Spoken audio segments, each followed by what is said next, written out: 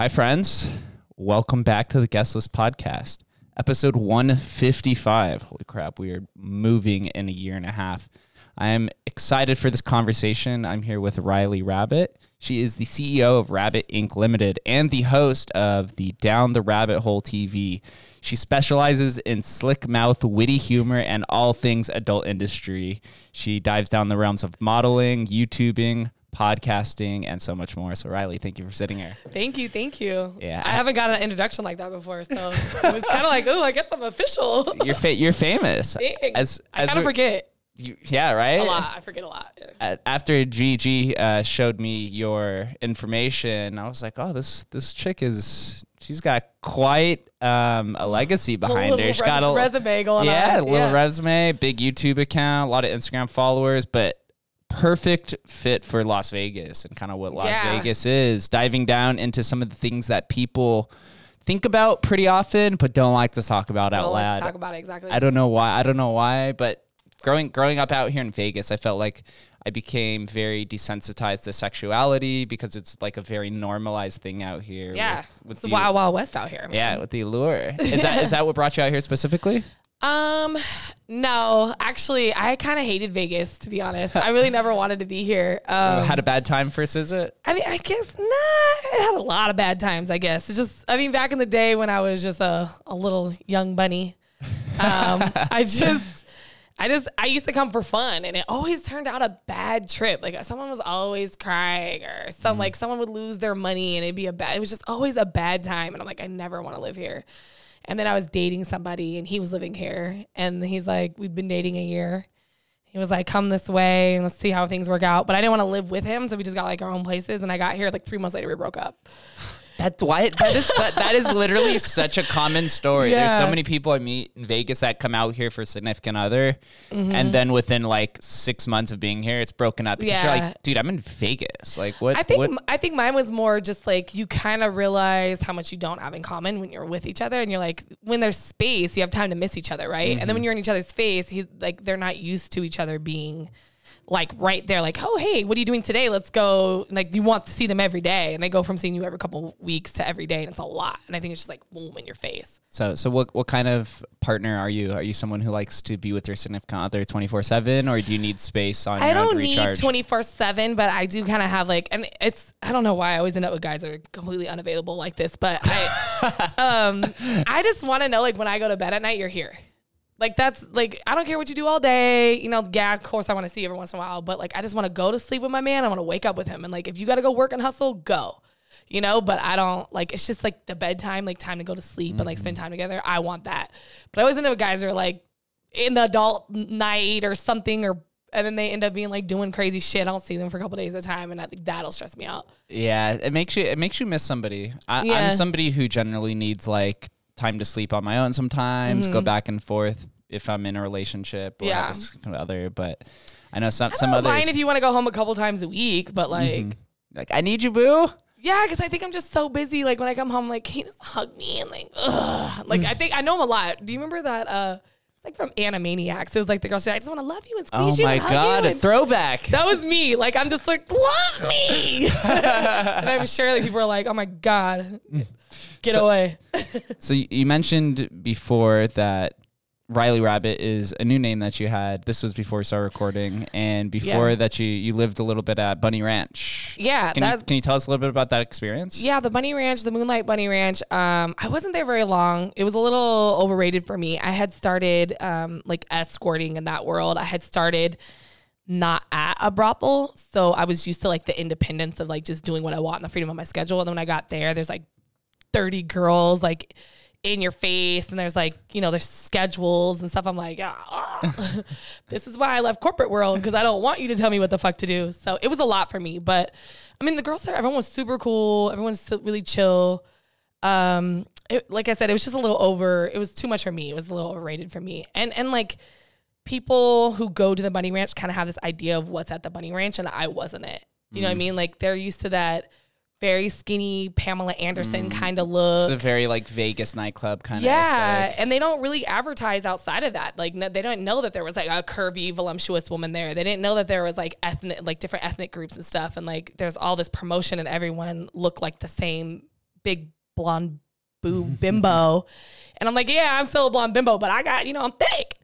So I just felt like no one came looking for me there. And so like I had to build my own platform on top of it. So that's when I started like hustling and getting on social media and like figuring out how to like get people to come to me. And then I realized they'd pay me more to come to them. So one thing I admire about sex workers, and I've had a few sex workers on here. One of my first episodes was actually with a woman named Jazz who runs Swan, Nevada out here, the Sex Workers Alliance.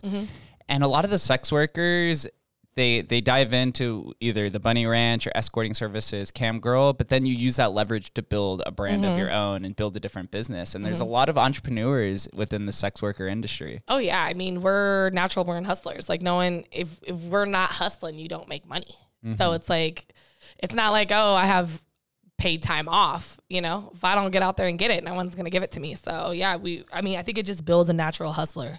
So for the men or women who tend to gravitate towards a bunny ranch, was there a stereotypical type of group or men that would come in, or was it kind of just spread? I mean, it's Reno, right? So it's pretty much just like Reno. I don't know how to explain it. That's all you need. That's all you need to do to explain it. For anyone who's ever been to Reno, like that's the clientele. Sometimes we get some hiring guys from Tahoe because we weren't that far. So like Tahoe, Sac, and the Bay would come over, but usually it was kind of like people would just come like stop by because it's a site, right? It's like what's the term? It's iconic, right? Like people are like, I just gotta go stop by the bunny ranch. I want to get a menu. I want to take a picture with the girls, so they'll come in just for a tour, and so that was cool too. But then sometimes you're like, every time you get a tour, it's an option for you to book a date, but a lot of times you weren't coming there to book a date. They were just coming there to check out the Moonlight Bunny Ranch. So that was, sometimes it's a little frustrating, but it's the same reason why guys go to strip clubs and don't spend. You're like, get out of here. I have such a bad, every time I go to the strip club, I spend way too much money. Yeah. Oh my God, I was bamboozled again. But there's guys who go there like, I come for the drink specials. You're like, go down the street to TGI Fridays then, okay? There's drink specials there too. Like, but then they won't tip. You're like, damn. That's something that's been plaguing the strip recently too, ever since the pandemic.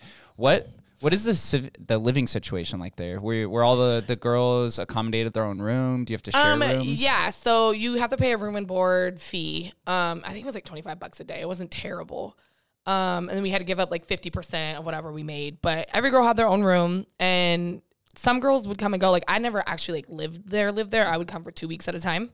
So I did like 3 or 4 tours or something, like a couple chunks of time. And then other girls lived like in Reno, but then they would just come to they had their standard room that they had all the time.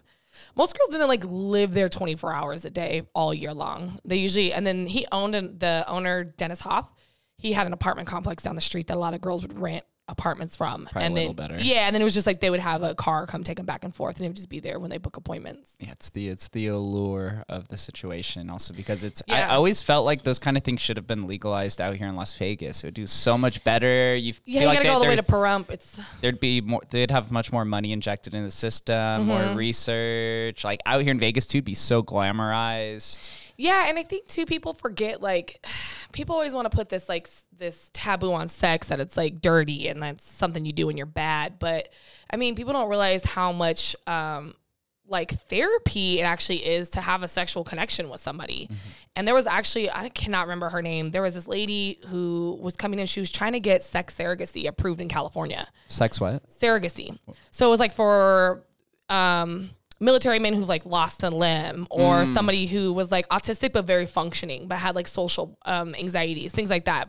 So they were trying to get sex surrogacy approved, and I don't remember exactly who it was that denied or vetoed it, but they were trying to get it so that like a sexual encounter was actually approved through like insurances, and that it would help with rehabilitation of veterans.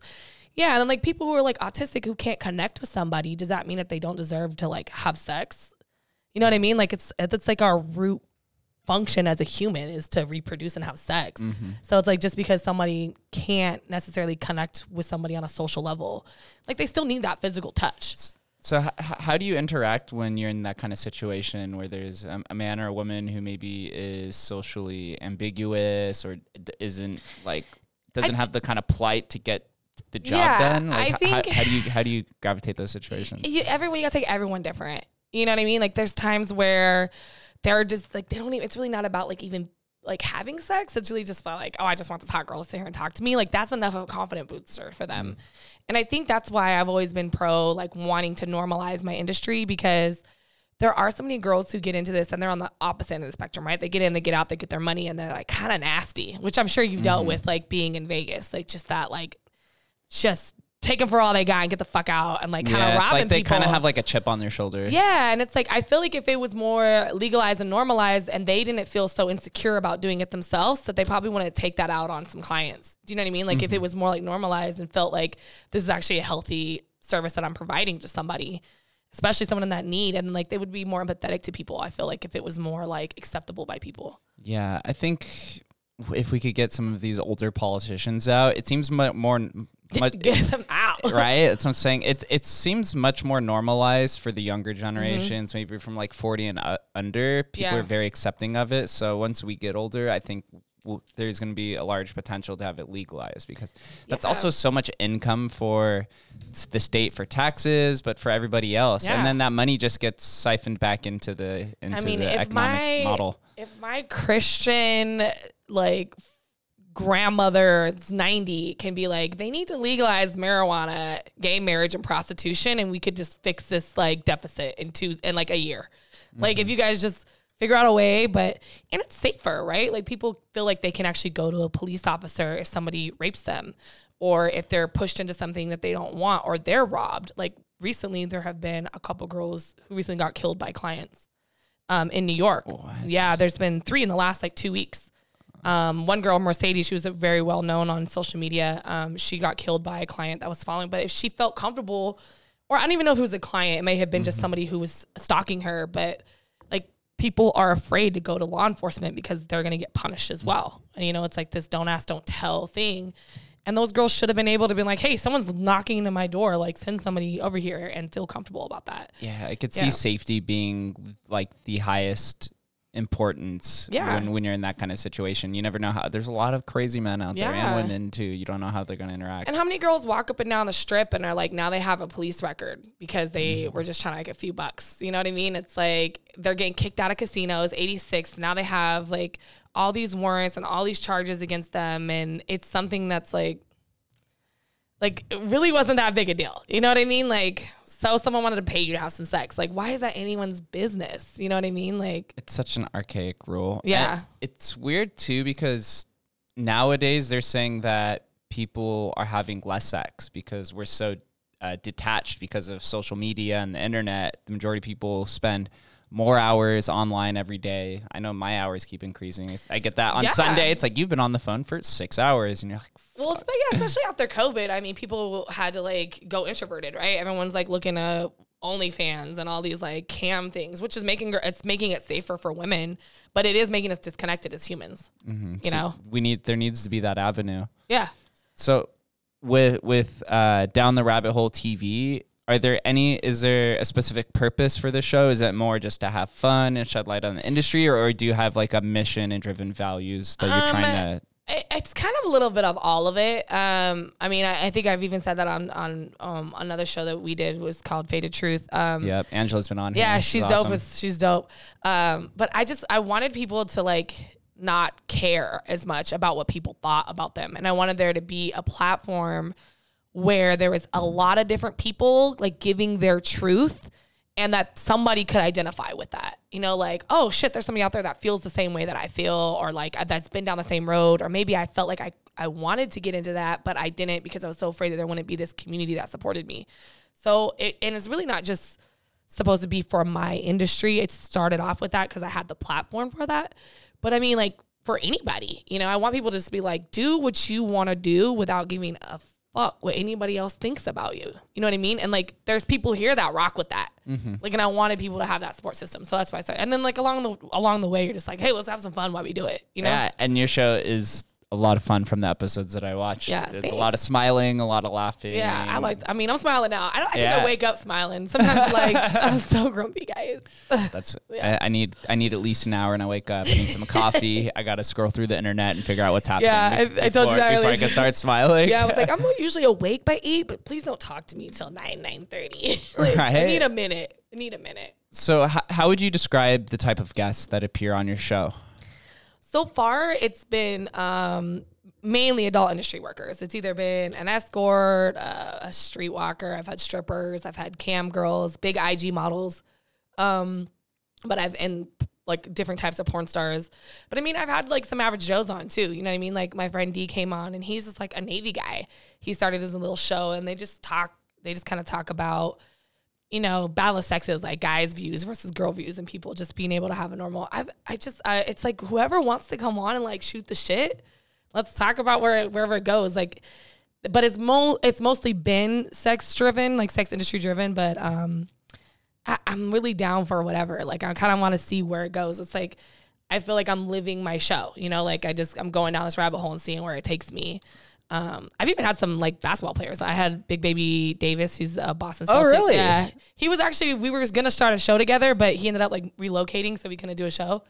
We were going to do like the retired escort and the retired ball player. And like, it was funny, but it didn't end up going the way it was going to go. And I just kept my show going on. And then I've had Ike Taylor from the Steelers. Yep, safety. Yeah, he's a really good friend of mine. So he came on to like a Zoom show during COVID. So, I mean, it's like whatever. Podcasts are so vital nowadays. It's one of the only mediums where you get a direct connection with your audience, and you're in their ear for 30 minutes or upwards of 2-3 hours if you're Joe Rogan. So it's a different connection than being a YouTuber where somebody only watches your YouTube video for like 4 minutes, and it's almost just like a show. Whereas a podcast, they're there with you and they're intimate with you. They're listening to the conversation. They really get to know who you are, and they get to know who they are, like by listening to you and how they feel when you talk about certain topics. Like I think it just lets people figure out what they feel as well. And you know? I think sex as a topic's always going to be a hot button issue because of religion and, you know, the sexual differences, your views of the patriarchy, where you are in the economy. Absolutely. And so that's something that's always going to be of interest. Yeah. I think it just depends on how what's trending. Which is trending. Yeah. Like, I forget what the girl's name who's the host of Call Her Daddy. That was like one of the big podcasts that talked about what is her name? Sexualization and sex, and kind of like she was like the sorority girl kind of almost like presentation. And it's hilarious. It's funny hearing that, you know, women can be and have just as much of a raunchy or horny mind than men do. Oftentimes actually more. Yeah, we're terrible. Yeah, y'all can't hide anymore. I think sometimes like we always try to like play like, oh, I'm just like a girl, and you're like, but I'm a freak in the sheets. But now it's like, I'm a freak in the streets and the sheets. Like I don't care. Like this is who I am. And I'm like, yes. I'm like, bring it back just a little bit, girl. But you know, I feel you. Sometimes I think girls go just a little too far, but I love it. Like, if that's who they are, then fuck it, flaunt it. You know what I mean? But sometimes I'm like, don't forget, we're still ladies. Like, we could do both. Yeah, you know? Right? Like, I'm kind of an advocate on that. There's that podcast guy, Kevin Samuels. Is that the guy who's, like, really hard on women? I'm not familiar with them. Okay, so this guy, like, a girl will call in, and he'll tell them to rate themselves, right?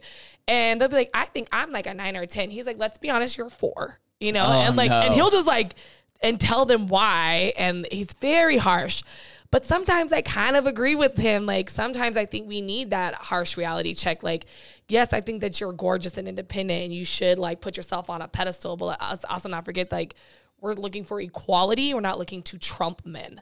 Yeah. So, and I think women forget that when they're trying to be like super sexual and like, rah, is me, I'm a woman. And it's like, yeah, but we're not, the goal isn't to like be better than a man. It's just to have the same rights as them, you know? And I think sometimes we forget like the importance and the strength that there is in our women and feminine qualities. Yeah. The pendulum always swings one way. It's so much harder than the other, right? It's like you have suppression like 60, and then they 40, take over. But it's like 80 and 20. It's craziness. I'm like, oh man. But I think the women are definitely, there's gonna be some pretty upset men in the future about like women just full on taking over. It seems like it's going that way. The future is women, or future is woman, or something like that. That's a popular slogan. Yeah. I mean, I agree. You guys have been suppressed for a long time, and there's a lot of leadership qualities. Yeah. I think the confusion comes a lot of times where the pendulum's gone back and forth too many times, and now there's this like blend where a lot of men are adopting maybe too much feminine properties, and then some of the women are adopting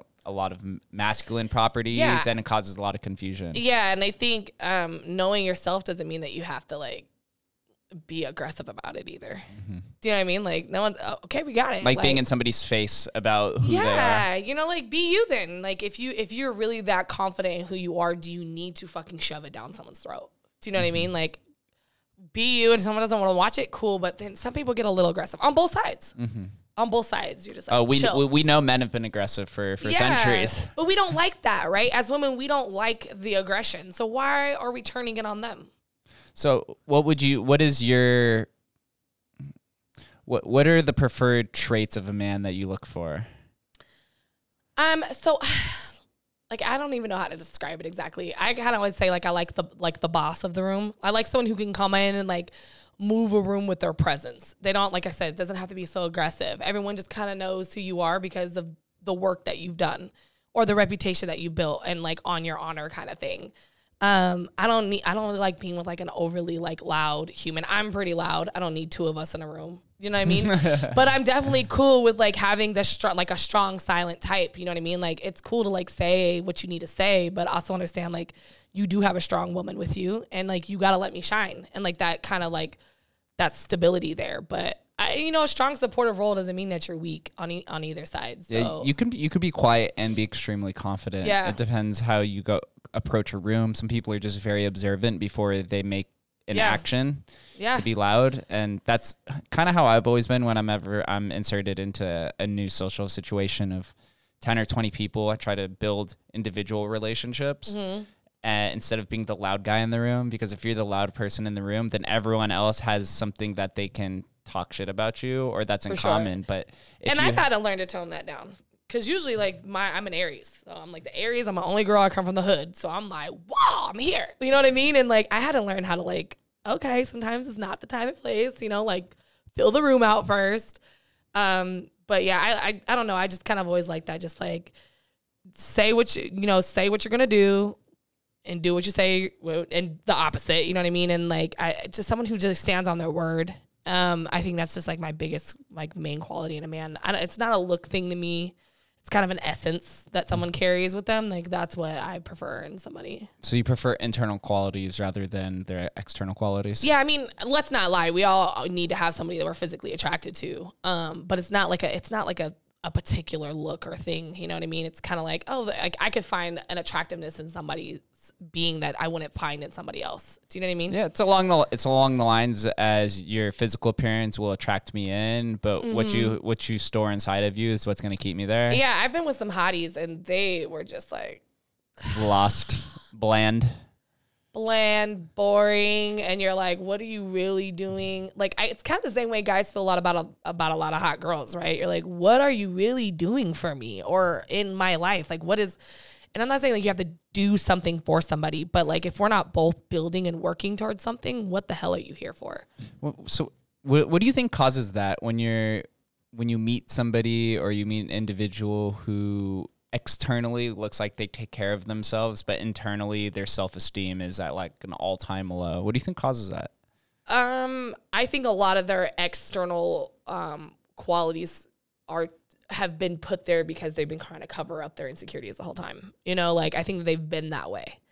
There's been a lot of people who were never really happy with themselves at a young age, and they've created like this overly like this mask. It's almost like a shell almost. Yeah, it's like they've created that because they don't want people to know who they really are inside. I don't know if anything like, I mean, I think it goes back as far as probably childhood, you know, to not go that deep, but to go that deep. For some reason, some people just seek other people's approval a lot more than others.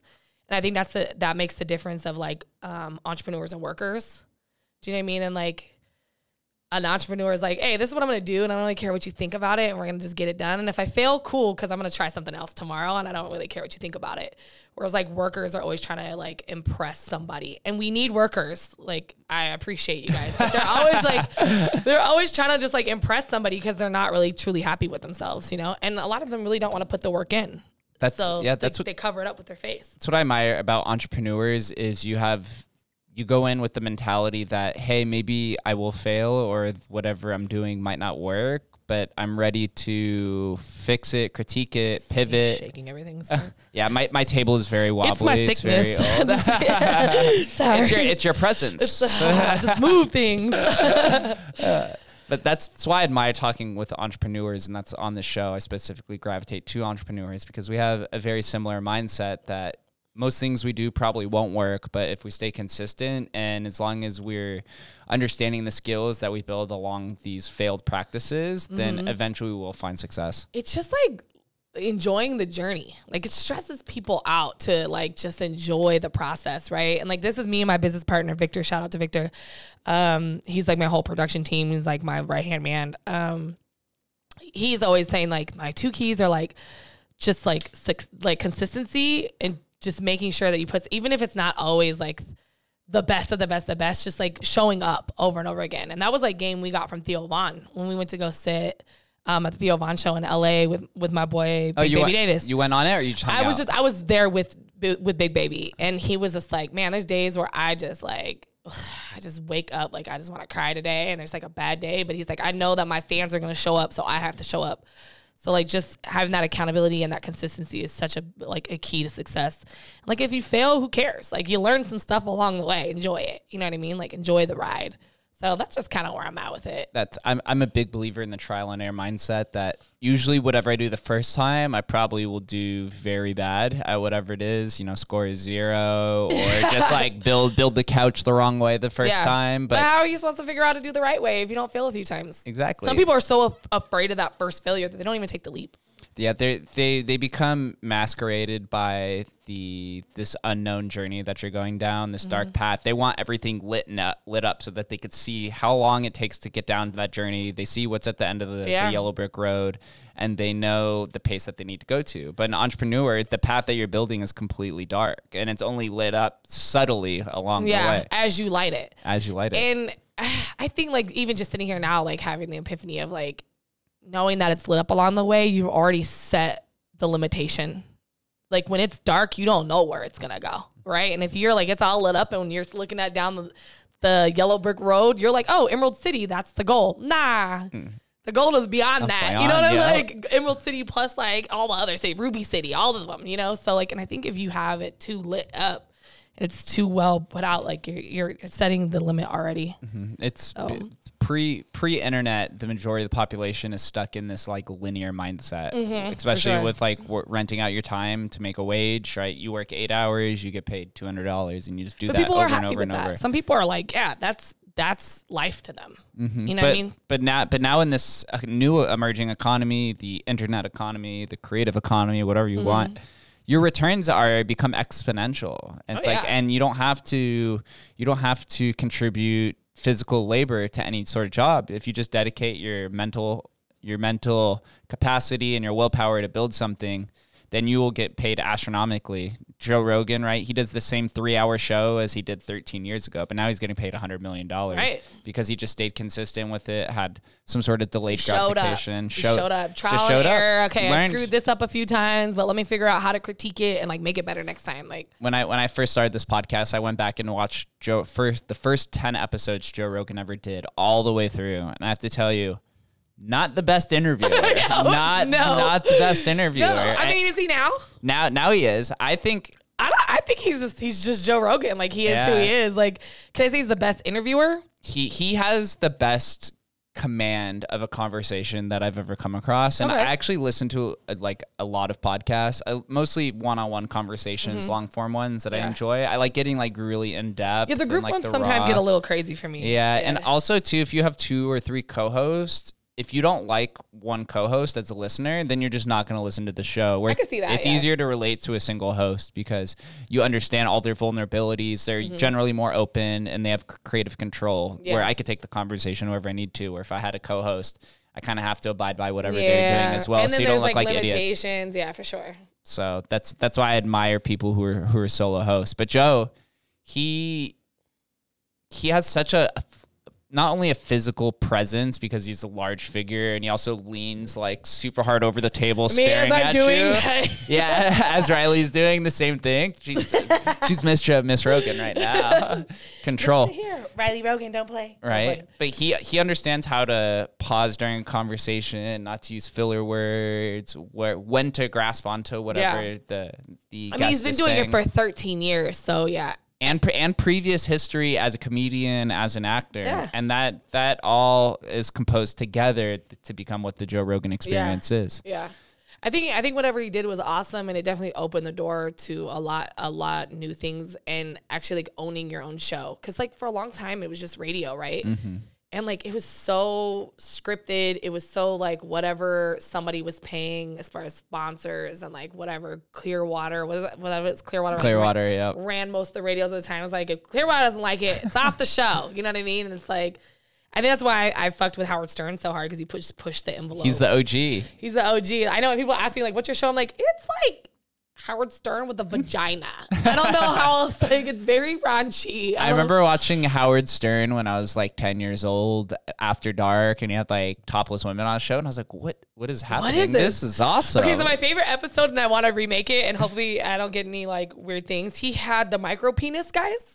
Have you seen him? He had like 5 very overweight men come in and like full on drop their drawers and show their micro penises. And he was like, let's like contest who has the smallest micro. And we're talking about like pinky size, right? Oh, we're talking like wow. And I thought it was like so awesome. Like, I was like, yes. I was like, let's talk about these micro penises. They exist, you know? And like people don't think about it. I'm like, and it was just funny. And I'm like, I kind of want to redo the show, but hopefully it doesn't come for me, because I'm going to definitely copy his show. do you know people who fill the micro penis role that you can get on your show? I mean, I don't know if they'll go on the show, but I definitely have had micro penis clients in life. Wow. I've definitely had like thought it was a vagina first. And you're like, oh, okay, there it is. These men who have a micro penis, do they act differently or anything like? Do you you can definitely feel their insecurities. The ones who have gotten to a point where they're just like, yo, this is me. Fuck it. This is what I got to work with. You can definitely feel the difference, but it's usually like as they've gotten older. They're just very attentive fellows. You know what I mean? It's like all about you at this point, because they know they ain't got much going on. And you're like, oh, I'm like, okay, well, let me take care of you. Okay, I see now why you're trying to be so. Like, do you want a back rub? Yeah. Yeah, too. Like they do, though. They're like, let me oil your whole body down and massage you first. And like, then you're like, oh, okay, I see why you're being so nice. I think that's the vulnerability of sex, or like the nature of it, where you're just completely naked with somebody and you're showing them what you look like, but also how you act and all these different things with like stamina and everything. It's nerve-wracking at times. I think that's why with some relationships, sex is a deal breaker, whether it's good or really bad or whatever the nature is. I also think that people, because we've had like this taboo about sex, have not been able to really talk about sex, right? And it's like, there's so many people who have insecurities, not only in their own body and in their own mind, and now you're adding like sexual insecurities. Like, can they satisfy? Can they pleasure? Can they also be pleasured? Can they get it up? Can they keep it up? Like, am I doing this right? And it's like, if you're not ever really doing it right, you just gotta be able to communicate with your partner. You have to understand their body. Yeah, and it's like, if both people are trying their hardest to make the other person happy in that situation, then then I think that it'll work out. But you guys also have to remember, and this may be too much for your show, but like, no, please. Like, the actual G-spot is not that far in. A lot of people think the G-spot is in the back, and it's not. It's literally like where the clit is, right behind it. You don't actually need a lot. I think we've gotten in, like, because porn is so crazy and every porn is like just all the time, that we think that that's what sex is supposed to be. And like, there's so many different levels of like intimacy and sex, and there's so many different like things you can do or ways you can satisfy, and like that you don't, it's not about just ramming somebody all the time. Do you think porn has tainted sex just in general? I think it's just given people unrealistic ideas of what sex is. Do you know what I mean? I think it's taken away the connection, and like, even I'm probably responsible for a lot of desensitizing. I mean, I was an escort, you know what I mean? But I was very like, I'm here for the hour, let's have a good time, like but porn definitely has made people think like, oh, if I don't have a huge dick, then I'm not good enough. Or like, if I'm not like gagging and spitting up and choking and like crying, then somebody's not going to want to have sex with me. And it's like, not everybody wants that kind of sex, and not everyone is actually, or some people think they want it. And then like, you get there. Yeah, like, I don't know, like back in the day, I used to have clients who would come in like, yeah, I'm going to just do all this to you. And then like by the end of it, you're like, okay, you obviously can't keep it up, so you need a different kind. Like, let's slow down.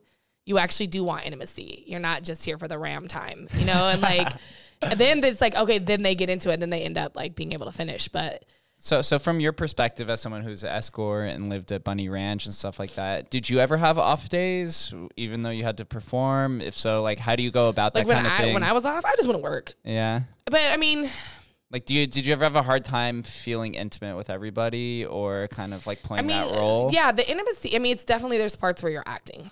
There's definitely parts where you're acting. But it's almost like, I don't even want to say acting because then it seems like fake. It just becomes, you just let your body take over and you kind of just shut it out. And like your mind, it's definitely compartmentalizing. It's like, okay, I'm doing this now, whatever I got going on, like, let me just like, boom, put it over there. And then you just turn into autopilot. Your body is naturally going to react when it's touched. You know, like our bodies, they're just like, they're machines. You know what I mean? Yeah. If you do They're something, sensitive. yeah, exactly. And it's like, if you can just get your mind out of it and let your body like take over, then you typically won't have a hard time. But I think that's why I've been so successful at it, because I'm very, very good at compartmentalizing. That's good. You have to be able to compartmentalize your senses, right? The sensualization, your emotions, thinking ahead. I mean, whatever you got going on and during the day. Yeah, prioritizing life. It becomes tough. I could see it becoming very confusing or like you disassociated because when you have sex, it changes. Yeah, it changes your mentality. Especially if you don't know who you are, and especially if you're ashamed of it. Like I've been lucky enough to like have a very accepting family, but I could imagine how horrible going through some of those days would have been if I would have known that my family also hates me. You know what I mean? Like, so I've had girls, it's like, it destroys them because they never fully accepted who they were. So, I mean, I could see it going either way. I've just been very blessed to like have this kind of personality that's like, oh, I don't give a fuck what you think. Yeah, you're an extremely confident person. Yeah. And I mean, and even I have days where I'm like, whew, today was rough, you know, but I just like, it's not going to change. Like I still got to keep living. So like, why do I let it bother me, you know? Yeah. The reason why I asked that too is because even outside of escort services, just in your regular day job, everyone has this like autopilot mode. So like there'd be days when I was bussing. I used to work at Omnia nightclub. I'd be bussing and like an hour would go by and I'd be like, oh shit, like totally like zoned out that entire hour. But you still got everything done. You're still functioning, interacting. It's just like driving home. Like, I mean, I didn't get into the industry till I was 27. I was much older. I went to college. I went to school. I didn't finish college. I was like, I'm over this. And then I worked for a cell phone company. I won't say their name, but I mean, I did corporate sales for like 5 years. I did like retail sales, and then I got into like customer service. So like there was days where I'm like, I'm stocking inventory and doing like operation stuff, and I'm like, oh shit, my day's gone. Like you just zone out. It's like just like that with a job. You just like get it done. That seems like such a hard pivot from working for a cell phone carrier and corporate into the sex industry. What changed? Was it something internally speaking to you? Was it an opportunity presented? I think it was just like everything kind of lined up. I had a panic attack at work. At 27 years old, I was still thick, but I was overweight. Like I didn't have titties, so like the thickness looked a little different then. I hated my life. I was like, what the I'm like having to ask somebody, can I even take my nephew's birthday off?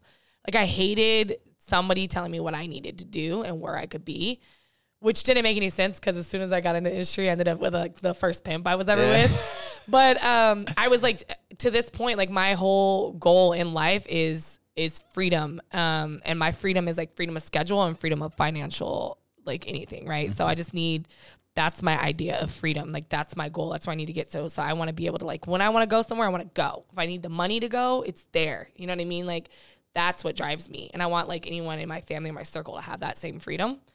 And I didn't have it at that place. I was like, I literally locked myself in an inventory room. I'm like, I am a typical white woman right now having a panic attack in an inventory room. I was like, this is not the life I'm going to live for the rest of my life. And I walked out. I never came back. I was like, y'all, I'm done. It's brave. It's hard for some After 5 years. That's what that got me, 5 years.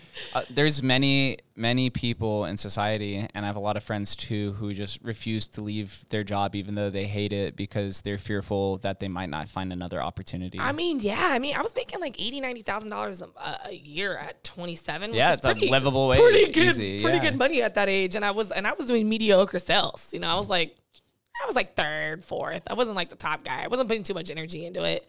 But I knew like when I'm going to work every day and I'm not even trying anymore, it's just like, I'm just doing it. I'm just like showing up because I had to show up. And I hated my life. I didn't have any type of like. So what turned you on to sex work then? I don't know. I think it's just because being where I grew up, it was very like everyone was a hustler. I was literally the only white family. So it was like everyone was either a gangster, drug dealer, where'd you grow up? I grew up in Southeast San Diego. So like Southern California.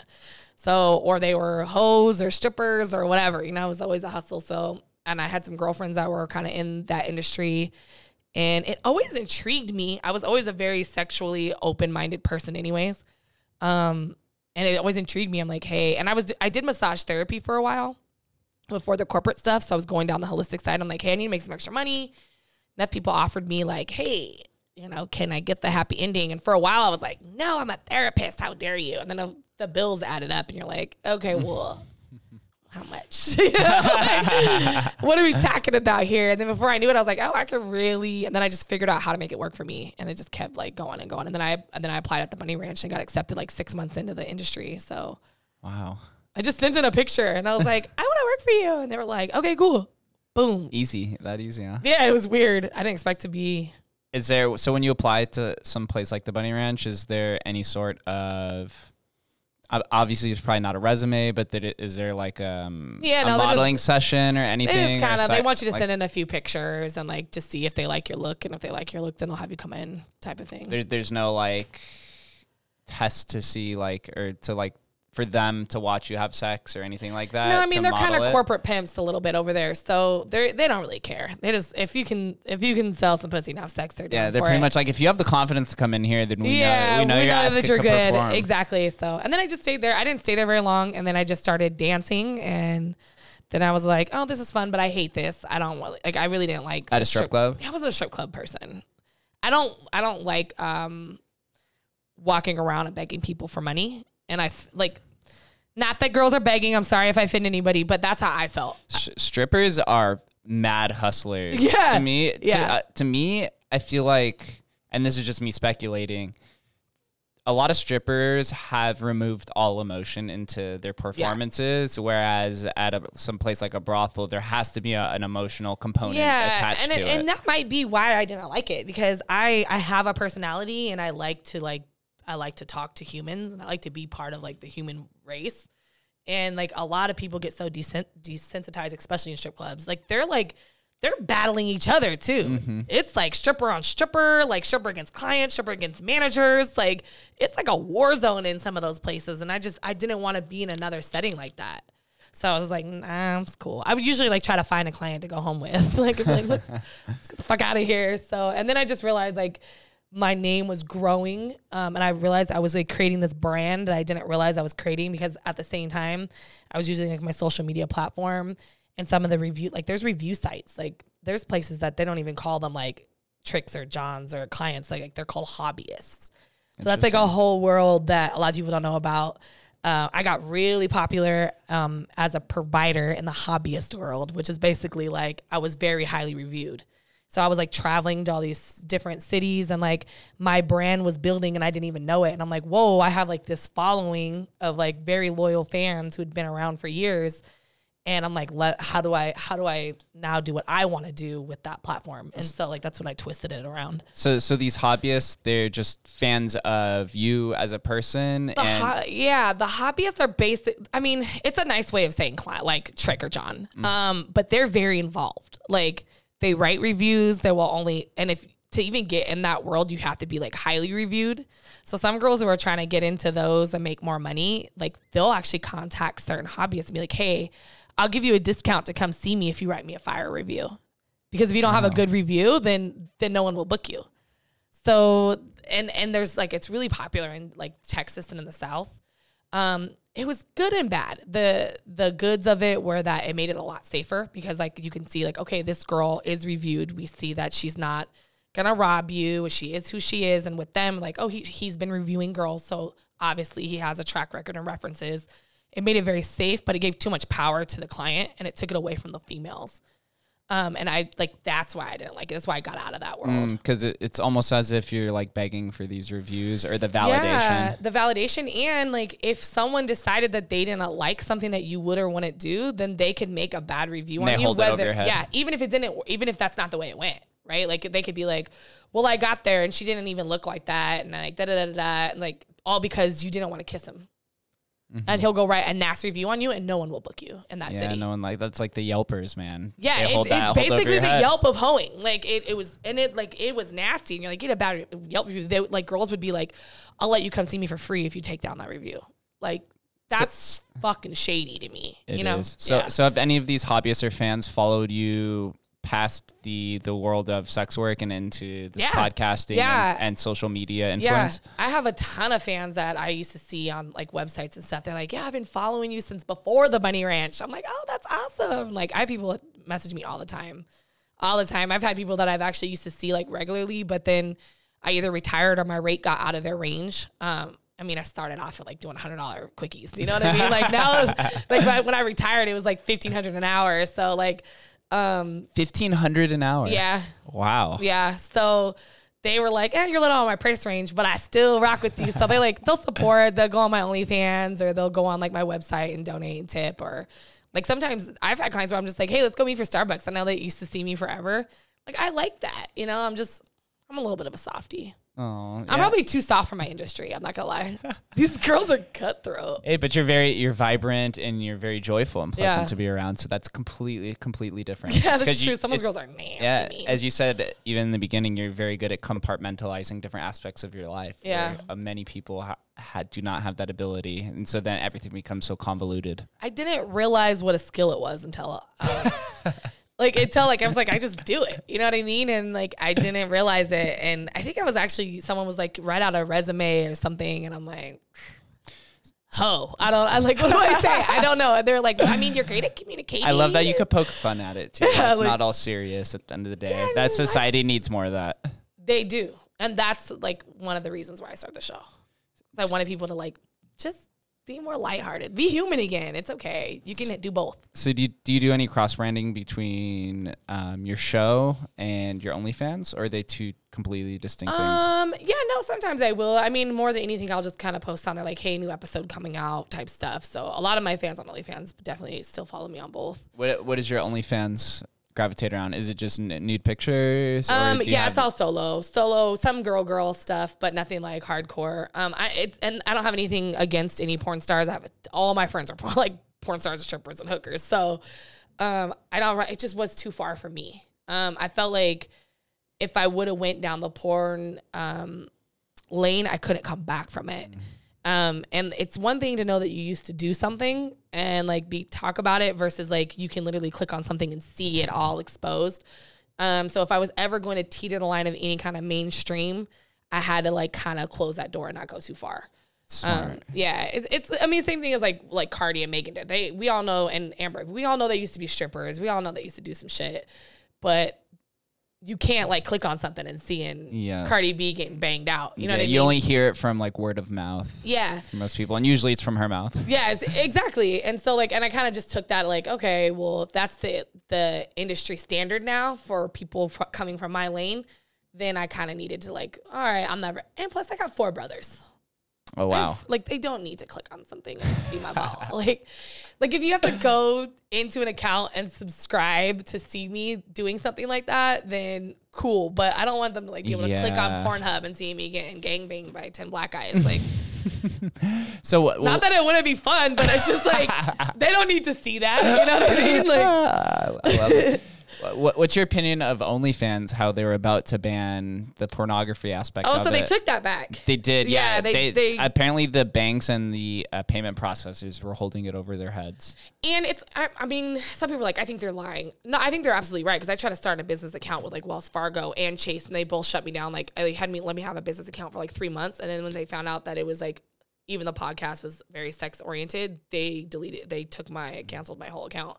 They don't fall in line with the sex line stuff. So I don't know. Like, I think a lot of girls are very like leery right now. They're like, we don't know. They could try to pull this crap again later. I mean, my entrepreneur side was, well, fuck you, I'll make my own site. So I just built RyleeRabbit.com, and now you can buy all my content from my own site. So that's the real professional move. That's the smart entrepreneur. I'm like, right I'm not gonna keep having you tell me what I can and can't do. I'm gonna take my percentage back, and I'm gonna work with banks that'll work with me. Yeah, so you should accept Bitcoin. Actually, I actually don't know how to add that, but I definitely need to add it on. I will help you with that. Okay, see, this is why I love doing stuff like this. I love networking with people. There's also a gentleman out here that's popular in crypto. He created a cryptocurrency called Spank Chain. Oh, wow. And so he runs, it's called Spank Pay, which used to be a crypto that was accepted on Pornhub for a while. Yeah. Yeah, I've only heard of Spank Bank. Spank Bank. But spank whoever you are, I'm down to have a meeting with you. Oh, I absolutely love that. So as in the terms of Rylee Rabbit and this image that you're building with the podcast, is there anything that you're looking forward to in the future that you're building outside of the podcast, or any goals that you're looking at? Yeah, I kind of like, I'm really looking forward to start working with some like other brands. Like you said, like you're doing the cross branding, but like with other people. That's one thing. It's like people kind of get scared of my little industry and my craziness, but I'm definitely down to take on that adventure and like start working with other people. As far as like brands and like pushing and stuff like that, like that'll be fun. That'll be its own other adventure, I'm sure. Just doing that and just kind of seeing where it goes. I mean, you never know, like when somebody comes on, what the heck they're going to talk about. Yeah, collaboration is key, especially in an internet-based economy. Yeah, where, and I love it.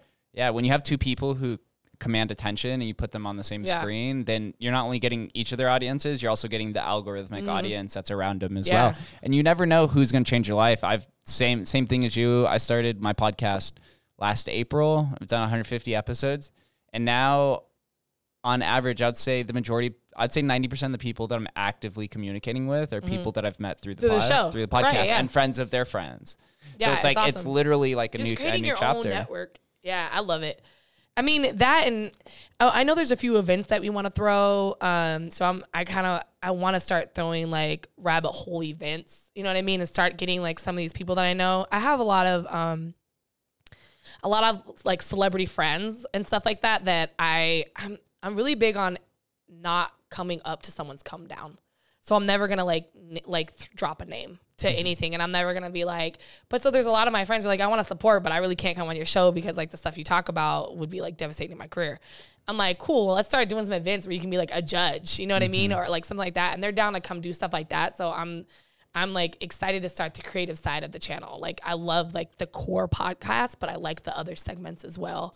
You get this entrepreneurial itch after talking with so many brilliant people. Yeah, you're like, ooh, what else can we do? What else can we do? You know, then you start like, I've noticed this as well, is that I start picking up certain idioms and idiosyncrasies and philosophies from some of my guests. And then they spur over kind of into like the preceding or succeeding episodes afterwards. Yeah. And I'm like, oh my God, that was something that Rylee said. Like now I'm thinking the same way as her. Yeah. Or just like how energy lines up like that, right? You're like, oh man, all this stuff's like starting to open up and it was so cool. Like I'm an energy freak. So I'm like, the universe aligned it like this properly. You did mention astrology right in the beginning. Yeah, I am. I'm a little bit of freak. Are you a big reader? Do you read all of the horoscopes every day? No, I'm not that serious. I definitely I haven't talked about this before. I feel like I have, but that's okay. We'll talk about it again. I'm really big on like mixing energy with like science. I know this is weird, right? But if I'm made up of 80% of water and the earth is made up of 80% of water, and I can say that the solar system and horoscopes and all these, like everything that's going on in the world, all this energy can affect Mother Earth itself and literally move oceans. Why would I not think that the stars being aligned certain types of ways and during certain seasons that people want to have characteristic changes or similar characteristics because we're made up of water? And if like you can literally be like, oh, this hurricane came because there's this time of year, why wouldn't not a human who's born the same time as other humans have similar characteristic traits? Because like that's the season that they were born in, and maybe it's just like a little more fiery, maybe it's a little more dry, maybe it's a little more hurricaney. So I'm like, I just don't think that I'm above the earth on any level. Like the earth is kind of my God. So like, I believe in like people being able to dictate characteristics based on it. Now, I don't know if I necessarily believe in like the daily horoscope stuff, But like as seasons change, I definitely agree that like we as people probably follow those same seasons. Yeah, there's more characteristics about humanity that haven't been interpreted, or like they're not as concrete. So you sound like you're more into the energy aspect of life, which I kind of am too, a little bit. I grew up Jewish. I don't believe as much in religion literally. I do believe in some sort of like collective consciousness of some sort. I definitely, I agree with you. Or that like we don't have everything figured out, or that we can't comprehend everything. Yeah. So I'm not married to pretty much any philosophy. Any one idea. Yeah.